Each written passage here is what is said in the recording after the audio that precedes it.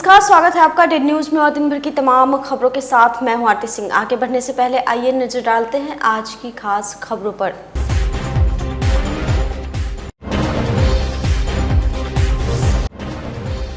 विश्वास मत में हारे मेयर सुरेश कुमार, चली गई मेयर की कुर्सी।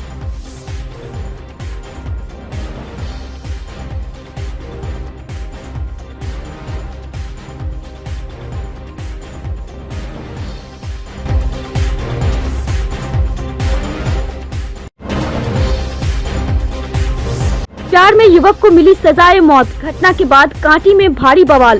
प्रेमिका के दरवाजे पर ही जलाया गया युवक का शव।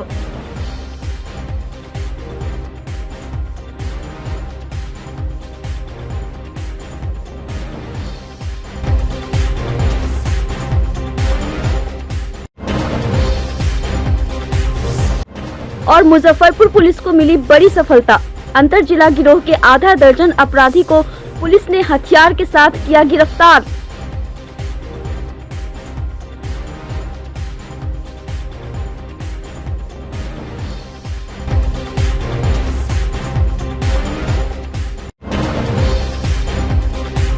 ये थी सुर्खियां और अब खबरें विस्तार से। नगर निगम में पिछले कुछ दिनों से मेयर और उपमेयर के खिलाफ अविश्वास प्रस्ताव पर चल रहे मामले का पटापेक्ष शनिवार को हो गया। मेयर सुरेश कुमार को अविश्वास प्रस्ताव में हार मिली और कुर्सी छोड़ने को विवश होना पड़ा। पूर्व में निर्धारित तिथि के आलोक में शनिवार को आम्रपाली ऑडिटोरियम में सुबह जब बैठक शुरू हुई तो सदन में नगर आयुक्त विवेक रंजन मैत्रेय, उप विकास आयुक्त सुनील कुमार झा और अनुमंडल पदाधिकारी पूर्वी कुंदन कुमार के साथ बड़ी संख्या में पार्षदों की उपस्थिति थी। बैठक की अध्यक्षता उप महापौर मानमर्दन शुक्ला कर रहे थे। जैसे ही मतदान की प्रक्रिया प्रारंभ हुई, लोगों की निगाहें परिणाम पर टिकी थी। अविश्वास प्रस्ताव के पक्ष में 31 मत पड़े, जबकि 8 मत अविश्वास प्रस्ताव के विपक्ष में पड़े। मतदान में कुल 39 पार्षदों ने हिस्सा लिया। एक पार्षद ने मत नहीं डाले, जबकि बैठक में वार्ड संख्या 11, 12, 15, 37, 39 और 41 के पार्षद अनुपस्थित रहे। वहीं स्वास्थ्य कारणों से महापौर सुरेश कुमार भी बैठक में अनुपस्थित पाए गए। अविश्वास प्रस्ताव पर मतदान के पश्चात उप महापौर मानमर्दन शुक्ला ने परिणाम की घोषणा करते हुए बताया कि मतदान में कुल 39 पार्षदों ने हिस्सा लिया। अविश्वास प्रस्ताव के पक्ष में 31 मत पड़े, जबकि विपक्ष में महज 8 मत डाले गए। उन्होंने बताया कि मेयर पद पर चुनाव की तिथि चुनाव आयोग के निर्देश के आलोक में तय होगी। आगे की रणनीति पर उन्होंने कहा कि इस संबंध में अभी कोई तैयारी नहीं है, उनका ध्यान सिर्फ नगर के विकास पर है। कितने वोट? टोटल 39 वोट हुआ, जिसमें से 31 अविश्वास के पक्ष में था और 8 अविश्वास के विपक्ष में था। मेयर चुनाव के लिए तो आगे अभी ऐसी कोई रणनीति नहीं है। अभी सब पार्षद लोग बैठेंगे, क्या होता है आगे अभी इस पर कोई क्लियर नहीं। सुनिश्चित की गई है?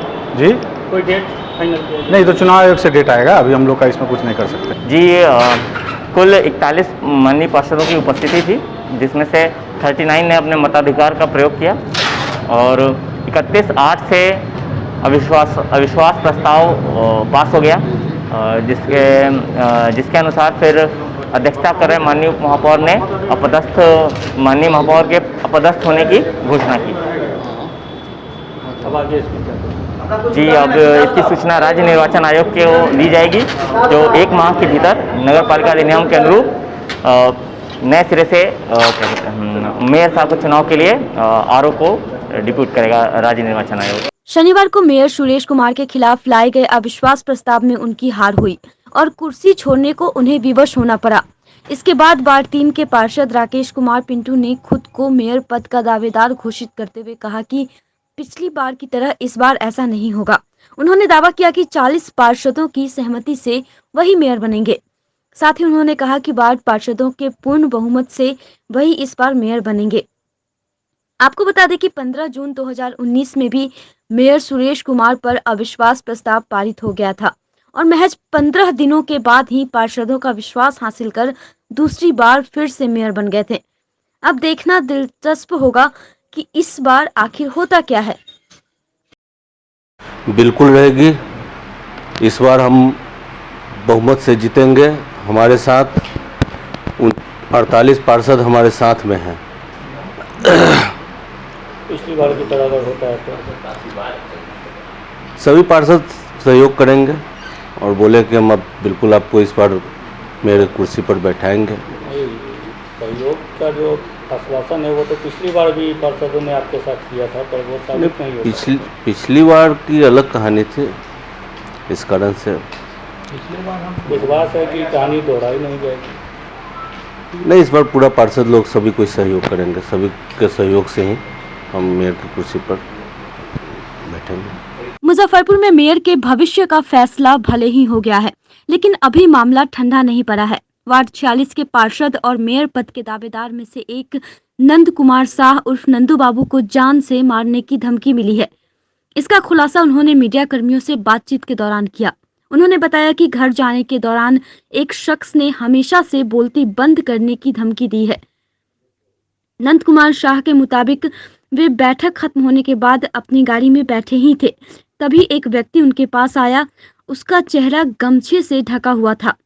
गाड़ी के शीशे पर हाथ देकर इसे खोलने को कहा। उन्हें लगा कि कोई परिचित होगा, किसी विषय में बात करने आया है। उन्होंने शीशा नीचे कर दिया। उस व्यक्ति ने हल्के से गमछा हटाया और कहा कि आप बहुत ज्यादा बोलते हैं, कम बोलने की आदत डालिए, नहीं तो हमेशा के लिए बोलती बंद कर दी जाएगी। जब तक वे कुछ समझते या बोलते, वह व्यक्ति वहां से फौरन निकल गया। का विश्वास और विश्वास का जो खेल चला है, उसमें अभी तक शहर के नगर निगम को अपने कब्जे में रख करके जो मदारी अभी तक नाच नचा रहे हैं, वो अभी तक सक्रिय है।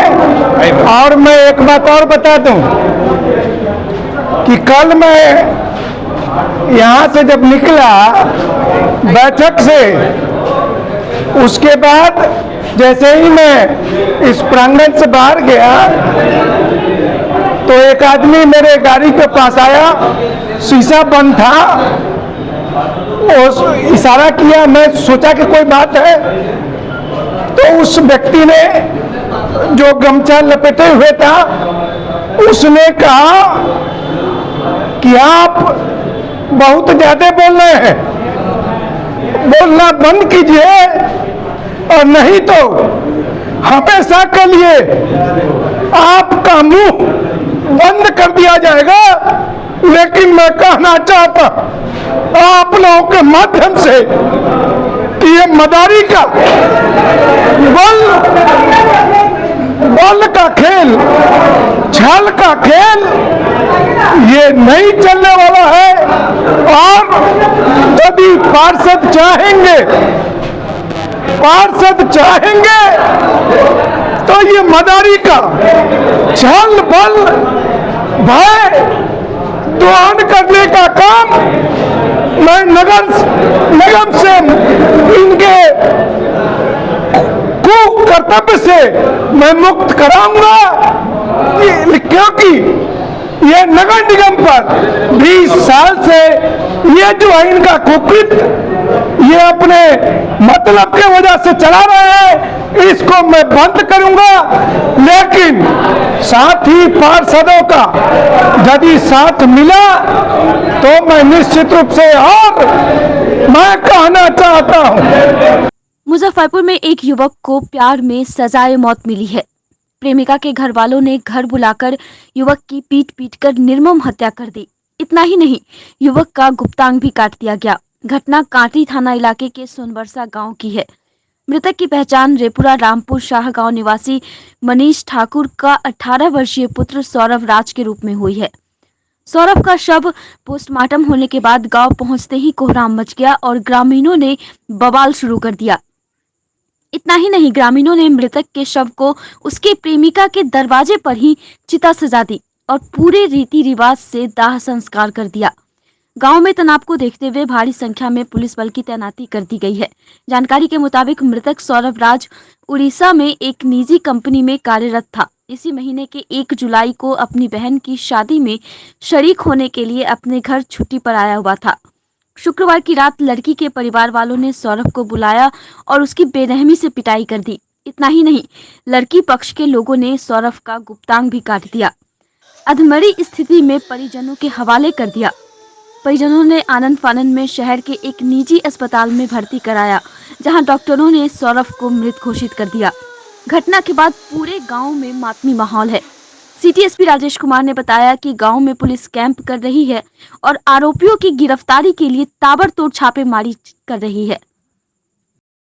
लिखवाए और मोटरसाइकिल पर हम अपने बच्चे को हम कहें कि अपने हम जाके इलाज उलाज करा लेते हैं, दिखा लेते हैं, तो बोले कि ना हम अपने आप पीछे से आइए और हम जल्दी में लेके चलते हैं और दिखवा देते हैं। और यहाँ हॉस्पिटल में आए तो मरा हुआ पड़ा हुआ था। कौन लोग मारा? वही परेशान थी लोग मारे। किसकी लड़की से उनका अफेयर चल रहा था? उनकी कौन थी पर्सन? भतीजी था। भतीजी से चल रहा? कितना दिन? साल भर पहले से तो मालूम था थोड़ा। न्याय क्या चाहते हैं? न्याय मिलना चाहिए सर उसको बहुत ही बेरहमी से मारा गया है। पूरे गर्दन पे जैसे ईंटा से या पत्थर से कूच के मारा जा रहा है वैसे निशान है। लिंग को पूरा काट दिया गया है ब्लेड से, ठीक है। जांग में सरिया भोंक दिया गया है, बाह में सरिया भोंक दिया गया है, बाह दोनों तोड़ दिया गया है सर, ठीक है। पूरे शरीर पर घाव का निशान है सर। मार के दरवाजे पर रखे हुए? मार के दरवाजे पे रखा हुआ था। कौन दबंग लोग हैं क्या? दबंग लोग कहिएगा तो सर बहुत बड़ा दबंग है। एलएस कॉलेज का वो नेता बनता है। कौन? वही प्रशांत कुमार, ठीक है। इसलिए वो अपना दबंगाई आज से नहीं, विगत जिस साल से हमारे गांव में शादी हुई है उस साल से दबंगाई दिखा रहा है। तो क्या लड़के की हत्या हो गई? लड़के की तो हत्या हो गई सर। क्या जा रहा है न्याय? न्याय चाहिए सर हम लोग को। मामला प्रेम प्रसंग का? हाँ, मामला प्रेम प्रसंग का था। जी, सौरभ राज को वहाँ से फ़ोन करके लड़की के थ्रू बुलवाया गया। तो आओ यहाँ पे, मतलब तो ये गया तो वहाँ पे उसके सारे फैमिली मिल करके रूम में बंद करके बड़ी बुरी तरह से उसको पीटा गया। पीटने के बाद फिर जब उसका हालत ख़राब हो गया तो उसको खुद से हॉस्पिटलाइज कर दिया गया, मतलब खुद से ले जा करके हॉस्पिटल में भर्ती कर दिया गया। क्योंकि अगर उनके दूरा पर से अगर डेड बॉडी मिलती तो उनको कुछ प्रॉब्लम हो जाती, तो खुद से ले जा करके हॉस्पिटल में, प्रसाद हॉस्पिटल में जा करके भर्ती कर दिए और वहाँ से चले हैं लोग। कौन लोग सब भर्ती? जी, प्रशांत पांडे हो गए और उनके पूरे फैमिली लोग हो गए। वही लोग उनको पीटे। घर से कितना बजे निकला था? क्या बोल के निकला था? घर से किसी को कुछ बोल के नहीं निकला था, बस उसको कहीं से कॉल आया था तो वहीं पे वो गया। आप लोगों को कैसे जानकारी मिली मामले की? हम लोगों को वहाँ से कॉल आया यहाँ पे कि ऐसे ऐसे बात है, तो यहाँ पे सबको फिर जानकारी हुई तो सब लोग फिर यहाँ से गांव के भी लोग थे, घर के कुछ परिजन भी थे, सभी लोग गए। आज सवेरे काटी थाना के प्रकाश में आया है, एक डेड बॉडी बरामद हुआ है। अभी तक का अनुसंधान से यह बात सामने आ रही है कि प्रेम प्रसंग में यह हत्या हुई है।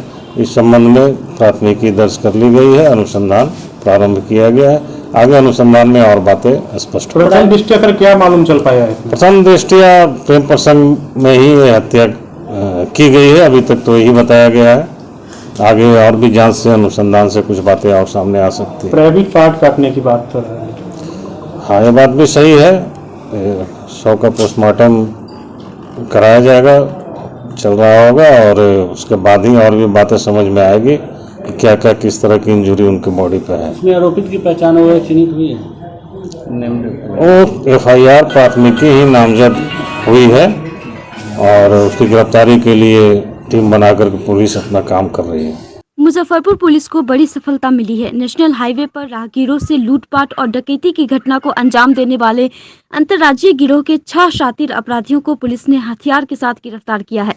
इनके पास से 2 लूटी गई मोटरसाइकिल भी बरामद की गई है, जबकि 4 देसी कट्टा, आधा दर्जन कारतूस, 4 मोबाइल व मादक पदार्थ भी जब्त किया गया है। इस मामले में सिटी एसपी राजेश कुमार ने जानकारी देते हुए बताया कि 6 शातिर अपराधियों को लोडेड हथियार के साथ गिरफ्तार किया गया है। उन्होंने बताया कि हाईवे पर लूटपाट की घटना को अंजाम देने वाले बरूराज थाना के लक्ष्मीनिया गांव निवासी अमरजीत कुमार, राहुल कुमार व धर्मेंद्र कुमार को बरूराज इलाके के पानी टंकी के समीप से हथियार के साथ गिरफ्तार किया गया है। ये तीनों हाईवे पर राहगीरों के साथ लूटपाट करते थे।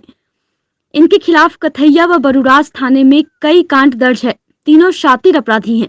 इसके अलावा अंतर्राज्यीय गिरोह के 3 शातिरों को शहर के सिकंदरपुर के मुक्तिधाम के समीप से गुप्त सूचना के आधार पर गिरफ्तार किया गया है।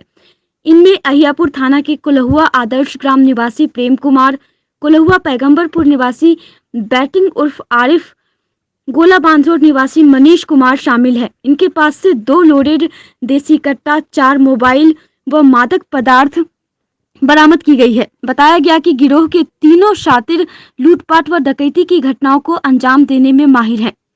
इसके अलावा यह गिरोह दरभंगा, समस्तीपुर समेत अन्य कई दूसरे जिलों में लूटपाट की घटनाओं को अंजाम दे चुके हैं। उन्होंने बताया कि गुप्त सूचना मिली थी कि मुक्तिधाम परिसर के समीप अपराधी अपराध की योजना बना रहे हैं। सूचना के आधार पर छापेमारी की गई। इस दौरान 3 शातिरों को पकड़ा गया है। हालांकि 3 अपराधी मौके से फरार हो गए। कल 23-24 की रात्रि में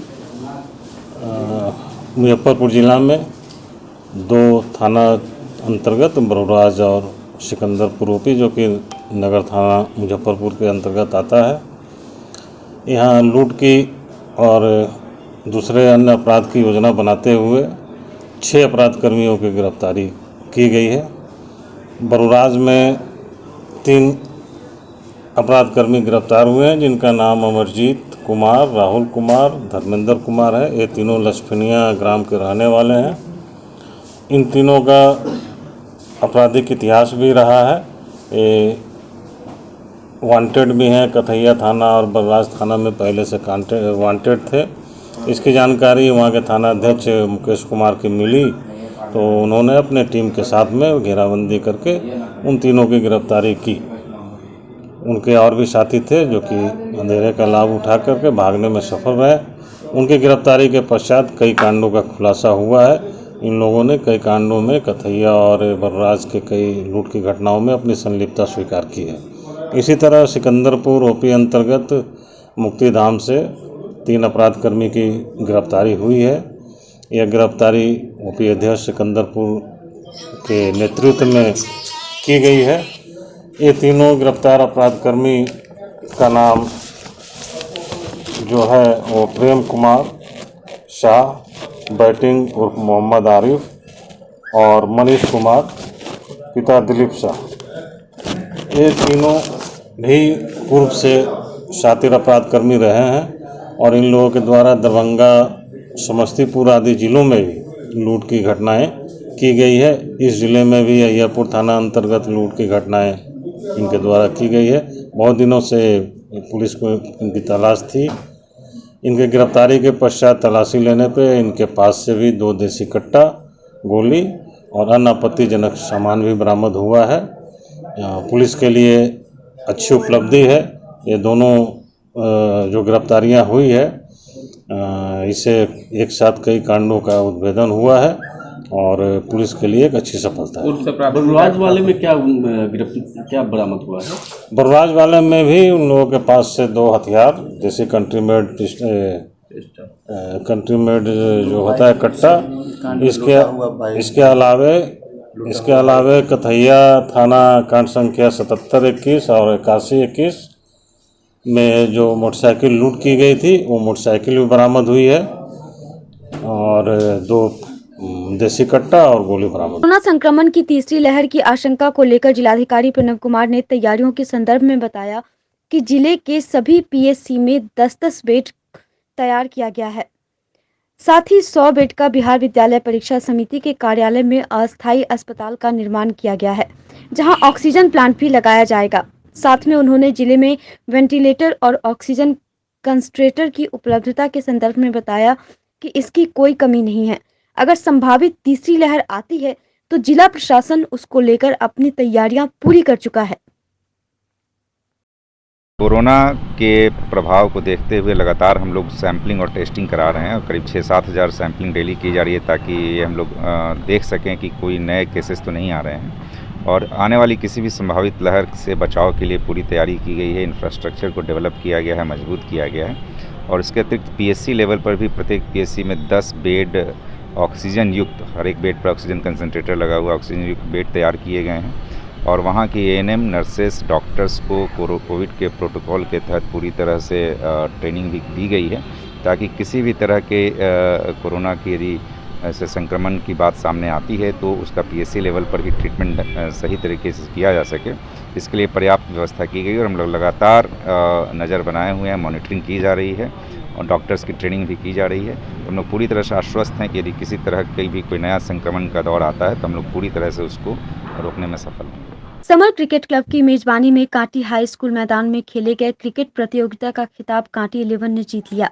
प्रतियोगिता के खिताबी मुकाबले में उसने संस्कृति क्रिकेट क्लब को 4 विकेट से पराजित किया। फाइनल मुकाबले में शानदार गेंदबाजी करने वाले विजेता टीम ने तेज गेंदबाज राहुल कुमार 4 विकेट के साथ मैन ऑफ द मैच। प्रतियोगिता में शानदार गेंदबाजी करने वाले पराजित टीम के कप्तान दिवाकर भारती को श्रृंखला पुरुष का खिताब और मोस्ट इमर्जिंग प्लेयर स्वर्णमोल रत्न को मिला। विजेता और उपविजेता टीम को जिला क्रिकेट संघ के सचिव मनोज कुमार, रणजी खिलाड़ी विकास रंजन, वरिष्ठ अंपायर सुरेंद्र शर्मा, ललन कुमार और संजय वर्मा ने ट्रॉफी प्रदान की। मौके पर आयोजक सचिन गुप्ता समेत अन्य अतिथिगण उपस्थित रहे। प्रतियोगिता के निर्णायक मुकाबले में पहले बल्लेबाजी करते हुए संस्कृति क्लब टीम ने 9 विकेट खोकर महज 116 रन बनाए। कांटी 11 के राहुल ने घातक गेंदबाजी करते हुए 6 ओवर में 15 रन देकर 4 विकेट झटके, जबकि दिव्य प्रकाश को 2 सफलता हाथ लगी। जवाब में खेलते हुए कांटी 11 ने खराब शुरुआत के बावजूद 24.4 ओवर में विजयी लक्ष्य 6 विकेट खोकर हासिल कर लिया। आदित्य पांडे ने सर्वाधिक 33 रन बनाए, सोनू ने 17 और अनीश एवं दिव्य प्रकाश ने भी 12 रन बनाए। संस्कृति क्लब के अवनीत ने 3, दिवाकर भारती और तेज गेंदबाज ने 1-1 विकेट झटके और एक खिलाड़ी रन आउट हुआ। समर क्रिकेट और बादल क्रिकेट एकेडमी के तत्वावधान में एक क्रिकेट प्रतियोगिता का आयोजन कराया गया है, जो राउंड रॉबिन लीग के आधार पर शुरू हुई थी, बाद में नॉकआउट फेज आए, जिसमें अभी ये कांटी की टीम ने संस्कृति क्रिकेट क्लब को हरा के चैंपियनशिप पर कब्जा जमाया है।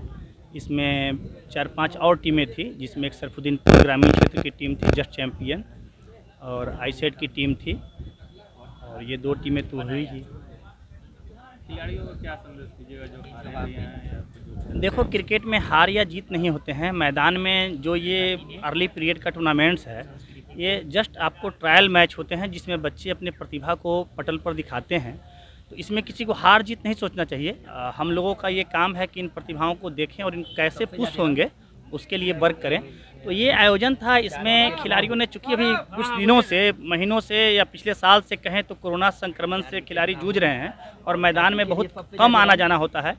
वैसी स्थिति में जैसे ही अभी सरकार ने निर्देश दिया कि नहीं खिलाड़ी मैदान में जा सकते हैं, ये आयोजन हुआ, तो बड़ी खुशी की बात है कि आयोजन हुआ है। अब इसमें चूँकि खिलाड़ियों ने अर्ली स्टेज में जो परफॉर्मेंस दिया है, थोड़ा सा गिरावट है, लेकिन धीरे धीरे जैसे वो मैदान में अपने रंग में आएंगे, ये प्रतिभा भी कहीं न कहीं पड़ाव पर जाए। हम लोग के बीच में अभी कांटी में संस्कृति क्रिकेट क्लब और बादल क्रिकेट क्लब कांटी, ये दोनों ने आयोजन किया था इस लीग मैच का, एक सीरीज़ का, जो यहाँ के जो करता हैं, यहाँ के प्रोप्राइटर ऑनर जो हैं ललन जी, उनके सहयोग से हमारा ये आयोजन बहुत ही सफल रहा और हमें बहुत खुशी है कि यहाँ कांटी के टीम बादल क्रिकेट क्लब ने इस मैच को जीता है। संस्कृति क्लब क्रिकेट क्लब पराजित हुई है। मुझे कहना है कि क्रिकेट का माहौल मुजफ्फरपुर ज़िला में अभी जो है उसकी स्थिति बहुत ही दयनीय है। क्रिकेट के प्लेयर और यहाँ के आयोजक और यहाँ के एकेडमी के ऑनर जो भी एकेडमी चलाते हैं, उनमें बहुत अभी मेहनत करने की आवश्यकता है। अभी बहुत कमी है यहाँ पर। लोग क्रिकेट खेलना, बच्चे बहुत चाहते हैं, आगे खेलना चाहते हैं, लेकिन उनको प्रोत्साहन के रूप में एज ए कोच, मैं स्वयं क्रिकेट 32 साल खेला हूँ, लेकिन जो क्रिकेट के खिलाड़ियों के बीच में जो क्रिकेट खेलने का जुनून होना चाहिए, वो बहुत कम देखने को मिलता है। मुख्यमंत्री ग्राम परिवहन योजना के तहत अब लाभुकों को एम्बुलेंस देने की प्रक्रिया शनिवार से शुरू हो गई है। समाहरणालय परिसर में जिलाधिकारी प्रणव कुमार ने शनिवार को मुख्यमंत्री ग्राम परिवहन योजना का शुभारंभ करते हुए 4 लाभुकों को एम्बुलेंस देकर साथ ही हरी झंडी दिखाकर उन्हें ग्रामीण इलाकों में रवाना किया गया। इस मौके पर जिलाधिकारी प्रणव कुमार ने कहा कि इस योजना के तहत कई लोगों ने आवेदन किया है। जांचोपरांत बहुत जल्द लाभुकों को इसका लाभ दिया जाएगा। मुख्यमंत्री ग्राम परिवहन योजना के तहत दिए गए वाहनों से ग्रामीण क्षेत्रों में परिवहन सुगम होगा। मुख्यमंत्री ग्राम परिवहन योजना के अंतर्गत पहले से हम लोग ऑलरेडी टेम्पो दिया जा रहा था और नई योजना के तहत विशेषकर कोरोना की जब शुरुआत हुई तो इस स्कीम में ये एम्बुलेंस को भी जोड़ा गया है और एम्बुलेंस के अंतर्गत आज पूरे राज्य में सभी ज़िलों में एम्बुलेंस जो दिया गया है उन लोगों को आज रवाना किया गया है। आज हम लोगों ने अपने ज़िले में 4 जो लाभुक थे उन लोगों को चाबी देकर के रवाना किया है। इस स्कीम में भी और भी हम लोगों के पास आवेदन प्राप्त हैं जिनको प्रोसेस किया जा रहा है और आने वाले 1 सप्ताह से 10 दिनों में और लोगों को भी इस एम्बुलेंस जो मुख्यमंत्री ग्राम परिवहन योजना के अंतर्गत एम्बुलेंस दिए जाने की योजना है उससे लाभान्वित किया जाएगा। गुरु पूर्णिमा के मौके पर भाजपा ने जिले भर के मठ और मंदिरों के पुजारियों को सम्मानित किया। इधर भाजपा के चर्चित नेता जिला उपाध्यक्ष मोहम्मद अलीमुद्दीन चुन्नू ने भी बंगलामुखी मंदिर के महंत अजीत कुमार सहित कई पुजारियों को माला और अंगवस्त्र पहनाकर सम्मानित किया। इस मौके पर कई गणमान्य लोग मौजूद थे। भारतीय जनता पार्टी के दिशा निर्देश पर भारतीय जनता पार्टी के कार्यकर्ता पूर्णिमा गुरु पर्व के अवसर पर हर मठ मंदिर में जा कर के वहाँ के महंत जी को और पुजारी जी को सम्मानित करने का कार्यक्रम कर रही है। इसी को देखते हुए भारतीय जनता पार्टी के जिला अध्यक्ष और जिला के कप्तान श्री रंजन कुमार जी के दिशा निर्देश पर भाजपा अल्पसंख्यक मोर्चा ने भी इस कार्यक्रम को चलाया। आज श्री बंगलामुखी मंदिर में यहाँ के महंत जी श्री अजीत कुमार को सम्मानित किया गया। उनके सम्मानित पुजारी उनको भी सम्मानित किया गया। इस कार्यक्रम को पूरे दिल और श्रद्धा के साथ किया गया था। ऐसे कार्यक्रम से ये बहुत अच्छा कार्यक्रम है और इससे एक सामाजिकता का एक नया प्रारूप होगा जिससे सभी लोग एक दूसरे के प्रेम भाव और हर प्रकार से अच्छे से रहेंगे और आगे इस कार्यक्रम को लोग जारी रखें। शनिवार को मारीपुर स्थित एक होटल के सभागार में हिंदुस्तानी आवाम मोर्चा सेक्युलर का 6ठा स्थापना दिवस जिला अध्यक्ष शरीफुल हक और महानगर अध्यक्ष राहुल कुमार के नेतृत्व में केक काटकर हर्षोल्लास के साथ मनाया गया। पार्टी के स्थापना दिवस के मौके पर कार्यकर्ताओं ने एक दूसरे को केक खिलाकर खुशी का इजहार किया और पार्टी की उज्जवल भविष्य की कामना की। आज पूरे बिहार में पार्टी के राष्ट्रीय अध्यक्ष आदरणीय पूर्व मुख्यमंत्री जीतन राम मांझी जी के निर्देश पर राज्य के पूरे मुख्यालयों पर पार्टी का 6ठा स्थापना दिवस मनाया जा रहा है। उसी कड़ी में आज मुजफ्फरपुर में ये पार्टी के कार्यकर्ताओं की ओर से पार्टी का 6ठा स्थापना दिवस केक काट के धूमधाम से मनाया जा रहा है, जिसमें हमारे पार्टी के तमाम प्रखंड अध्यक्ष, जिला कार्यकारिणी के सदस्य, महानगर कार्यकारिणी के तमाम पदाधिकारी यहाँ सम्मिलित हैं।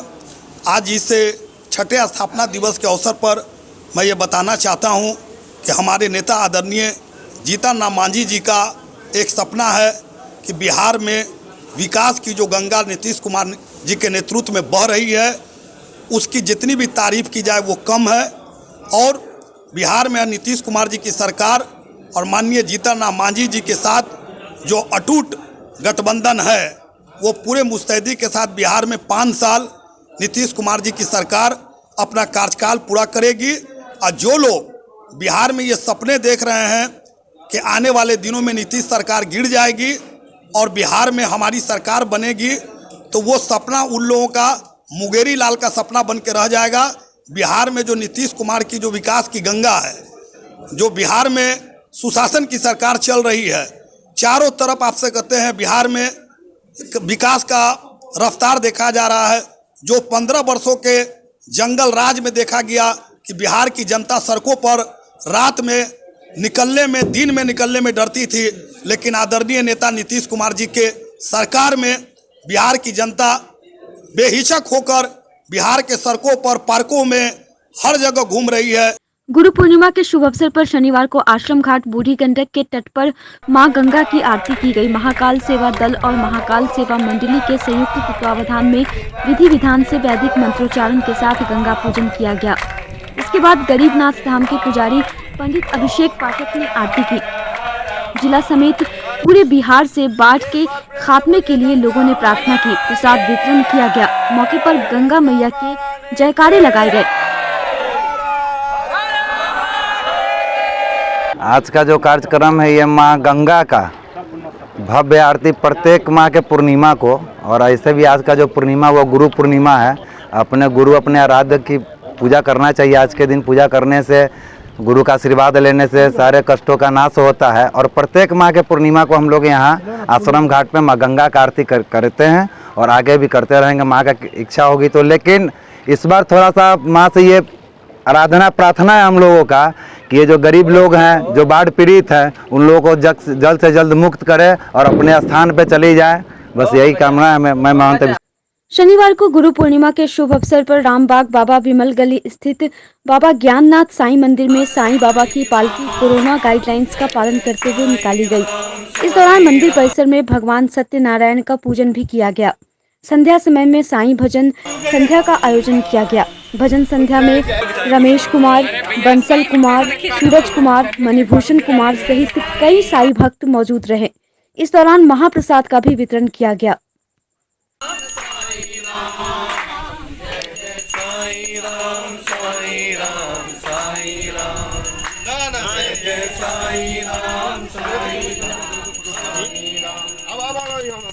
हम साईं राम,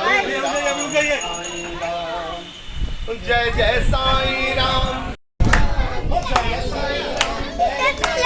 पापा हम भी लगाएंगे पापा। जय साईं राम, जय जय साईं राम। गुरु पूर्णिमा के उपलक्ष्य में विमल बाबा के सानिध्य में आप और हम बाबा ज्ञाननाथ साईं परिवार के नेतृत्व में बाबा साईं, बाबा भोलेनाथ के पावन प्रांगण में सभी भक्त मिलकर गुरु पूर्णिमा महोत्सव मनाए। बड़े धूमधाम से हर्ष उल्लास के साथ भजन कीर्तन किया, प्रसाद वितरण हुआ और बाबा विमल का, बाबा साईनाथ का, बाबा भोलेनाथ का कृपा सब पे बना रहे, सभी भक्तों पे बना रहे। इसी के साथ जय साईं राम। और सभी भक्त से आग्रह होगा कि एक बाबा के नाम का जय घोष हो जाए। बोल साईनाथ महाराज की, बोल बाबा भोलेनाथ की, बोल बाबा गरीबनाथ की। शनिवार को लाफिंग बुद्धा फाउंडेशन की इकाई टीम मुजफ्फरपुर द्वारा पर्यावरण संरक्षण के लिए जन जागरूकता एवं पेड़ को कटने से बचाने हेतु महावीर झंडा दिखाकर साइकिल यात्रा का शुभारंभ गरीब स्थान मंदिर मुजफ्फरपुर से हुआ। लाफिंग बुद्धा फाउंडेशन की इकाई टीम मुजफ्फरपुर के युवाओं का जत्था सिद्धार्थ झा एवं राजीव के नेतृत्व में बक्सवाहा के लिए साइकिल से रवाना हुआ।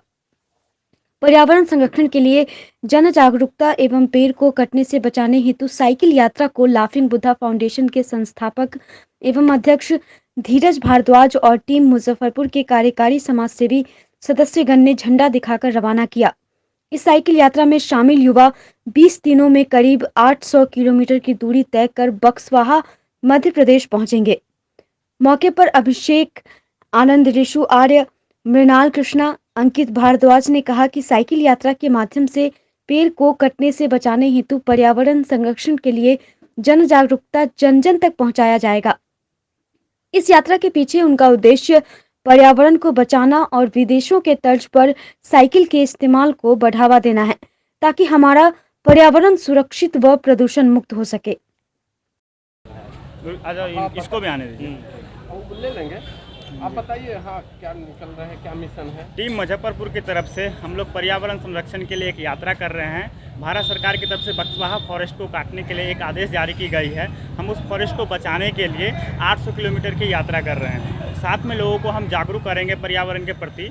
ज़्यादा से ज़्यादा पुराने पौधे को बचाना है और नए पौधे लगाने हैं। ये हमारी एक स्लोगन है टीम मुजफ्फरपुर की तरफ से। कितने किलोमीटर की यात्रा? ये 800 किलोमीटर की यात्रा है। किन रास्तों से होते हुए? ये मुजफ्फरपुर से लेके हाजीपुर, हाजीपुर से पटना और पटना से आरा, आरा से बक्सर, बक्सर से वाराणसी होते हुए ये छतरपुर पहुँचेगी। आपके अंदर भावनाएं आई? और ये मैंने देखा कि कोरोना काल में ये बहुत सारे ऑक्सीजन के लेकर ये मतलब क्या बोलते हैं जो ऑक्सीजन के लेकर वो मर रहे थे लोग, तो इसके लिए और जो हम लोगों का यही है कि जो पेड़ बचाना है और पेड़ काटने नहीं देना है, क्योंकि हम लोगों को एक पेड़ से बहुत हमको ऑक्सीजन मिलती है और मानव को भी नहीं और जानवर लोगों को भी मिलता है ऑक्सीजन। इसके लिए हम लोग ये यात्रा कर रहे हैं। कहाँ जाकर समाप्त होगा? हम लोगों को ये बक्सवाहा फॉरेस्ट जाके समाप्त करना है। हिंदुस्तान आवाम मोर्चा सेकुलर के 6 साल पूरे होने के अवसर पर पार्टी के कार्यकर्ताओं द्वारा शिविर का आयोजन कर रक्तदान किया गया। स्थापना दिवस के अवसर पर शनिवार को सदर अस्पताल परिसर में पार्टी के कार्यकर्ताओं द्वारा रक्तदान कर स्थापना दिवस समारोह मनाया गया। प्रदेश उपाध्यक्ष मुकेश कुमार पाठक ने बताया कि काफी संख्या में पार्टी के समर्पित कार्यकर्ताओं ने रक्तदान किया। साथ ही उन्होंने कहा कि मुजफ्फरपुर हमेशा से वीरों की भूमि रहा है। यहाँ के लोगों ने मानव समाज के उत्थान के लिए हमेशा बलिदान दिया है। आज उन्हीं लोगों से प्रेरित होकर पार्टी ने स्थापना दिवस पर रक्तदान शिविर लगाकर राज्य में खून की कमी से जान गंवाने वाले लोगों में कमी लाने का एक प्रयास किया है। हमारी पार्टी हिंदुस्तानी आवाम मोर्चा का आज छठा स्थापना दिवस था। उसी के संदर्भ में आज हम लोगों ने मुजफ्फरपुर की युवा टीम, जिसके अध्यक्ष अमित कुमार और उपाध्यक्ष मुकेश पाठक जी द्वारा रक्तदान का आयोजन किया गया। हमारी पार्टी गरीबों की पार्टी है और युवाओं के लिए बराबर सोचती रहती है और आगे भी युवाओं का रोजगार कैसे हो, इसी के लिए विचार विमर्श किया जाता है बार बार। बैठक में आज हमने अपना स्थापना दिवस का केक काट कर मनाया और उसके बाद यहाँ सदर हॉस्पिटल मुजफ्फरपुर में अमित भाई की अध्यक्षता में, मुकेश पाठक जी की अध्यक्षता में दोनों आदमी रक्तदान का आयोजन किया। शनिवार बालाजी परिवार द्वारा पुरानी बाजार स्थित बालाजी के कार्यालय में विशाल मेगा कैंप का आयोजन किया गया, जिसमें लगभग 200 व्यक्तियों को टीका दिया गया। स्वास्थ्य कर्मी राकेश राय और पुष्पा कुमारी का योगदान रहा। बालाजी परिवार के अध्यक्ष अमरेंद्र कुमार अमर ने जिलाधिकारी को धन्यवाद देते हुए कहा कि पूरे जिले में 73 कैंप के माध्यम से लोगों को टीकाकरण कराया गया। बिहार सरकार के मेगा वैक्सीनेशन का सफलता प्राप्त करने में बालाजी परिवार अपना संपूर्ण योगदान देने के लिए तैयार है। मौके पर संस्था के महासचिव मनोज कुमार, मीडिया प्रभारी अभिषेक कुमार आर्य सहित कई लोगों का योगदान रहा। बालाजी परिवार के तरफ से वैक्सीनेशन चल रहा है। अभी तक 120 लोगों का वैक्सीनेशन हो चुका है और बहुत अच्छा एक्सपीरियंस रहा इनके साथ। शहरवासियों को क्या संदेश देना चाहेंगे?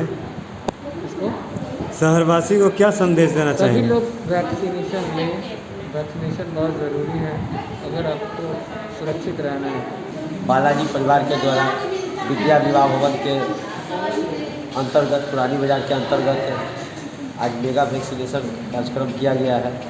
हम धन्यवाद देना चाहते हैं जिला प्रशासक का कि जिन्होंने इस मुख्यमंत्री के जो 6 करोड़ की योजना है कि दिसंबर तक 6 करोड़ लोगों को वैक्सीनेशन पड़ जाए, उसके तहत जिला प्रशासक, जिलाधिकारी महोदय को पुनः धन्यवाद देना चाहते हैं कि उनके द्वारा आज पूरे शहर में लगभग 84 सेंटरों पर बड़ा उत्सव के तौर पर जो है आज वैक्सीनेशन कार्यक्रम हो रहा है। अभी तक यहाँ पर लगभग 150 आदमी को पड़ चुका है और सभी लोग अपने बारी का प्रतीक्षा का इंतजार कर रहे हैं। जो मांग हम लोग बहुत समय से कर रहे थे कि अधिक से अधिक वैक्सीनेशन दिया जाए, वैक्सीन दिया जाए, उसके अंतर्गत आज ये मेगा कैंप का आयोजन किया गया है। इसमें हम धन्यवाद देना चाहते हैं रवि सरकार, पुष्पा दीदी का, जिन्होंने बड़ी तत्परता से सभी लोगों को वैक्सीन देने का काम किया। समाज सेवी एवं सरकारी सेवा से अवकाश प्राप्त सुदामा प्रसाद की 18वीं पुण्यतिथि पर नागरिक मोर्चा के द्वारा खुदीराम बोस स्मारक स्थल पर श्रद्धांजलि सभा का आयोजन किया गया, जिसमें मोर्चा के महासचिव मोहन प्रसाद सिन्हा, समाज सेवी रमेश प्रसाद सहित उपस्थित लोगों ने उनके चित्र पर पुष्प चढ़ाकर भावभीनी श्रद्धांजलि अर्पित की। समाज सेवी सरकारी सेवा से अवकाश प्राप्त करने के बाद आजीवन समाज और राष्ट्र की सेवा में अपना संपूर्ण जीवन समर्पित करने वाले महान देशभक्त स्वर्गीय सुदामा प्रसाद जी की आज 18वीं पुण्यतिथि है। 18 वर्षों से नागरिक मोर्चा अपने आवास से लेकर शहीद स्मारक तक हम प्रत्येक वर्ष उनको नमन करते हैं। उनके बताए मार्ग पर आज चलकर ही आज नागरिक मोर्चा इतनी ऊंचाई पर पहुंची है। स्वर्गीय सुदामा प्रसाद जी के पुण्यतिथि पर स्वतंत्रता सेनानी, समाज सेवी, वरिष्ठ पत्रकार, अधिकारी जो समाज के लिए उत्कृष्ट सेवा करते हैं, उनको नागरिक मोर्चा उनके पुण्यतिथि पर सम्मानित करेगी। इसी आशा और विश्वास के साथ हम सब उनके चरणों में सतत नमन करते हैं। उनका आशीर्वाद और कृपा हम लोगों पर हमेशा बनी रहे। इसी कारण से आज हम लोग उनको इस स्मारक पर उन्हें मुजफ्फरपुर वासियों की ओर से भावभीनी श्रद्धांजलि अर्पित करते हुए उनको नमन करते हैं। कोरोना काल में रेल प्रशासन द्वारा मुजफ्फरपुर स्टेशन परिसर के गौतम बुद्ध द्वार और शहीद खुदीराम बोस द्वार के प्रवेश और निकास द्वार को अस्थायी तौर पर बंद कर दिए जाने से यात्रियों को काफी दूरी से होकर जाना पड़ रहा है, जिससे उनकी ट्रेनें छूट जा रही हैं। यात्रियों को आने जाने में भी परेशानी हो रही है, जिसे लेकर सिद्धेश्वर प्रसाद ने रेल मंत्री, मंडल रेल प्रबंधक, महाप्रबंधक, सांसद अजय निषाद, सांसद वीणा देवी और नगर विधायक विजेंद्र चौधरी को ज्ञापन सौंपकर प्रवेश द्वार खुलवाने की मांग की है। सोनपुर मंडल के मुजफ्फरपुर स्टेशन परिषद में रेल पार्सल गेट के समीप गौतम बुद्ध द्वार व शहीद खुदीराम बोस द्वार के बीच यूटीएस टिकट घर के बाहर प्रवेश व निकास द्वार को कोरोना काल में 22 मार्च 2020 को अस्थायी रूप से रेल प्रशासन द्वारा बंद कर दिया गया है। कोरोना काल में उस समय ट्रेनों का परिचालन भी पूर्ण रूप से बंद कर दिया गया था और ट्रेनों का परिचालन हो रहा है, लेकिन अभी तक उस द्वार को खोला नहीं गया, जिससे यात्रियों को आने जाने में परेशानी हो रही है। यात्रियों को काफ़ी दूर गेट से प्रवेश कर टिकट कटाना पड़ रहा है, जिससे ट्रेन छूट जा रही है और यात्रियों को आने जाने में परेशानी हो रही है। इस संदर्भ में यात्री सिद्धेश्वर प्रसाद ने मंडल रेल प्रबंधक सोनपुर, माननीय रेल मंत्री, महाप्रबंधक पूर्व मध्य रेलवे हाजीपुर, माननीय सांसद अजय निषाद, माननीय सांसद वीणा देवी, माननीय नगर विधायक विजेंद्र चौधरी को ज्ञापन दिया है। आज की खबरों में बस इतना ही। कल फिर मिलेंगे कुछ नई खबरों के साथ। तब तक के लिए हमारी न्यूज़ टीम को दीजिए इजाज़त। नमस्कार।